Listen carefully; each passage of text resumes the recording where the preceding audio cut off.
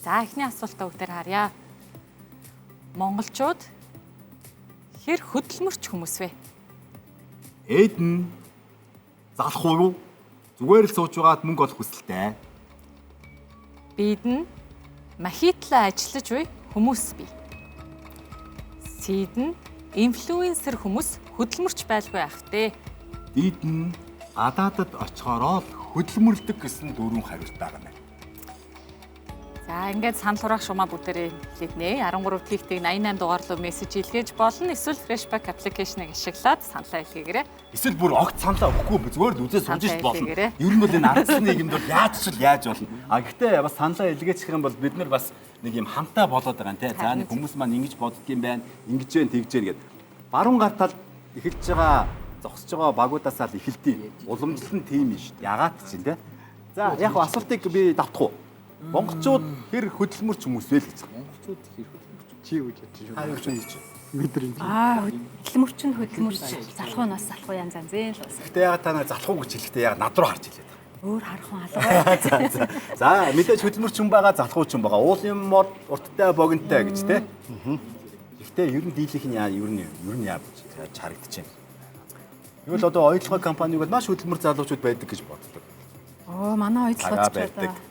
Тэгээд хариуцлагатай, тэгээд дүрм журмаа сайн мөрддөг. тэгж харагдаж байна уу? Ер нь тийм байгууллагын соёлын тийм юм шиг надад санагдсан шүү дээ. Яг тийм гэж бол ихтгэл дүүрээ хариулна. Одоо энд ажиллаад 13 жил болж байна. Тийм. Тэгээ байгууллагт үүдээр нь яваад ороход соёл нь ямар уу, хүмүүс нь ямар байна, нүд нь ямар байна, ер нь мэдрэгдэг дээ тийм ээ. Тэгэхээр тэндээс их олон зүйл одоо харж болно. Уурхаад айлчлаад буцаж байгаа улсууд гадаадд очиод Монголд байгаа мөртлөө гадаадд очиод буцсан юм шиг мэдрэмж төрлөө. Бүр ийм их цэгц дүрм журм ямар сайхан юм бэ? Монголч ийм байж болдгийм үү гэсэн комментээ биднээс олсон.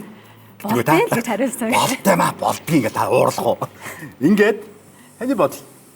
Монголчууд энэ өн дэрвдээр л ярих нь шүү дээ.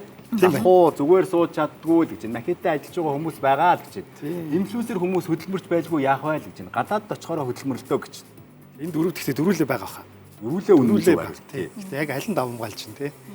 Яг хав бид нар чинь нөгөө компани дээр ажиллах хэрэг жоохон хариуцлага муутай болчиход байдаг шин. Гадагшаага явахаар дотоод ажиллахаар дотоод жоохон хариуцлагагүй. Тэр орондоо байгаа тэгээ банкны үүрмөр араа болоогүй байна. Бид нар ч бас жоохон залхуурмаар ш. Гадаад очихоор чинь тий байраа зараа явцсан тий. Хүүхдүүд үлдсэн эсвэл бүр махихаас өөр аргагүй болоод шүү дээ тий. Ерөөс тэрдлээ байх юм болов уу? Тийм байна. Тэгээ та хэдийн үзэл бодол чухал. Гол нь бас монголчууд юу гэж бодож байгааг бид нэр тааж оноо авч тэгээ бас шагналын дараа шагналыг хэлье зэ. За та хоёр хоорондоо ярьцгаа. За. Уянга та нэг яриач. За та хоёр маань инфлюенсерүүд байгаа шүү дээ тий. Тэр одоо си хариултыг сонгох үе дээ. Юу гэж бодож байна? Синтез айгүй юу юм бэ? Хэцүү юм бэ?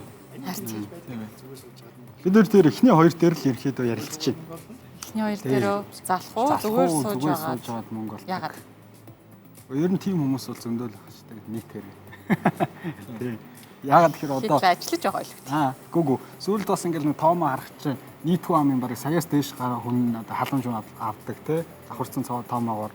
Тэгэхээр ч одоо эн чинь нөгөө Монгол ус чи халамж ус болцсон гэж яриад. Халамжтайгаа уулж шүү дээ тий. Тэгэхээр чи эн чинь нөгөө эн чинь монголчууд хэрэг хөдөлмөрч вэ гэдэг чинь хүн өөрөө баялаг үтээж ажил хөдөлмөр эрхэлж ижил мөнгө олох хэрэгтэй. Тэр утгаараа хөдөлмөрч хийж байна.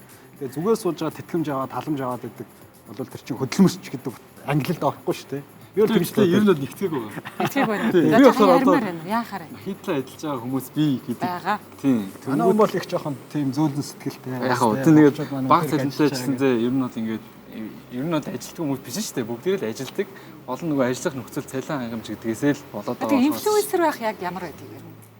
Хүмүүс амар хөдөлмөрлөлттэй шүү дээ. Яг би бол яг нь илүү нөгөө зураач талтай байсан болохоор адилхан тэгэл одоо өөрөө зурсан юмараа л мөнгө авдаг болохоор монголчууд ч бүгдээрээ л инфлюенсер юм шиг санагдав.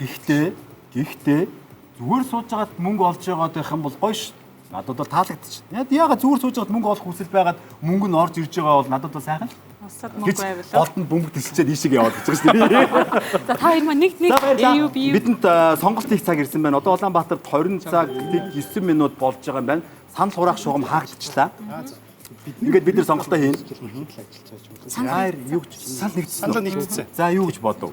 Энэ хувь хүний бодлууд юм уу, бие хүний бодлууд юм уу, эсвэл монголчуудын юу гэж бодож байгааг тааж байгаа бодол юм уу? Ер нь жоохон бодит талтай тий. Одоо энэ залхуу зүгээр сууж байгаа мөнгө олох хүсэлтэй хүн бол хаанч байдаг. Гоё штэ. Мөнгө нь орж ирж байвал тэгээд юу ч хийхгүйгээр мөнгө идэл байж юмар л байж штэ. Энэ юунд буруу байгаа? Логик Тийм байх буруу байхгүй штэ. Хөдөлмөрлөхгүй бол яаж мөнгө олж ирэх юм? Тэгээд толгоогоо ажиллуулаад толгойн ингээд ажиллаад тэнд нь өөр хүмүүс ажиллаж Тэр чинь хөдөлмөр байхгүй. За. Махитлан ажиллаж хүмүүс бол бас л хаана байж л. Инфлюенсер гэдэг бол угаасаа цөөхөн зорилттой бүлэг тий. Тэгэхээр хамгийн нөлөөтэй сонголт нь бол энэ гадаадд очихоор хөдөлмөрлөд идэг. Манай Монгол улсад бол нөгөө 21 аймагтай шүү дээ. Тэгэхээр 22-т 23-т аймагуд бол аюу олон твүүдэд бас бий болчиход байгаа шүү дээ. Тэнд бол амарсаа хөдөлмөрлөд байна. Эсвэл сайхан ухаардаг бахтай бид нэр за одоостай ажиллахгүй бол гэрлүү мөнгө явуулахгүй хойно бүх юм ингээл ингэдэг болохоор тэгээд үдс тараад тэгээд эсвэл хоримтлал үүсгээд те нэг хоримтлал үүсгээд тэрэндээ урамшаад ингээд яваад байдаг бас магадгүй те. Одоо хүн чинь нөгөө зам гарахаараа улаан гэрэл асч хахад ганц нэг хүн гарчаар дагаад гарчдаг штэ.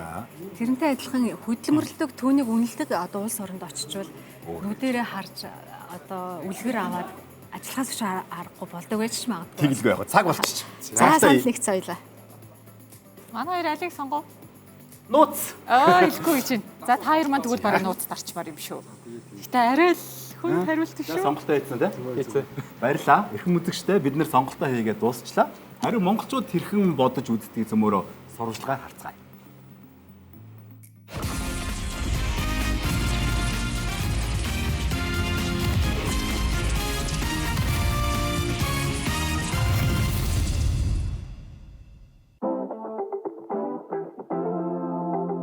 Тийм хөдөлмөрч хүмүүс зөндөөлтөө. Гэхдээ ер нь бол их хвчлэн дийлэнх нь бол тэгэл нөө нэг хангамж, тэтгэмж хүлээгээл сууж идэг санагддаг шин. Ер нь жоохон бэлэн амархан аргаар мөнгө олох гэсэн хүмүүс айгүй оширцсан юм болов тийм. Монголчууд залхуу биш л дээ хөдөлмөрч улсууд. Яг бас нэг л зөв чиг өөрийнхөө сонирхсан юм олж чадаагүй улсууд л залхуу улсуудын тоонд ороод идэх байх гэж бодож байна. Эсвэл монголчууд хөдөлмөрлөх хүсэлтэй, сонирхолтой тийм улсууд зөндөө байна. Махитлан ажилладаг хүмүүс л гэж байна. Тэр нэг айгүй хөдөлмөрч ажиллах, махитлан ажиллах юм л гэж бодчих. Тэг хөдөлмөрч хүмүүс байгаа хаад тэр чинь нэг нийтээрээ бүгд хөдөлмөрч, нийтээр нэг хөдөлмөрч биш гэдэг юм байхгүй юм чинь тэгэл хүнээс л болдог байлгүй.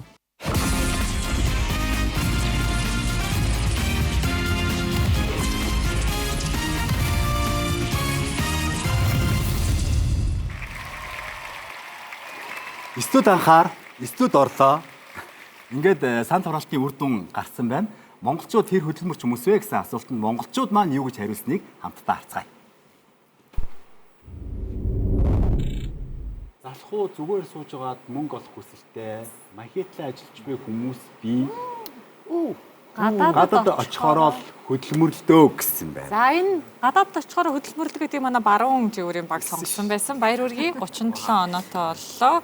Та хоёр болохоор эхнийхээ сонгосон тийм. Залхуу зүгээр сууж байгаад мөнгө олох хүсэлтэй. Би бол энийг дэмжиж байгаа. Хэрэв болдог бол тэгээ боломж нь байвал зүгээр сууж байгаад мөнгө орж ирдэг бол сайхан л байна.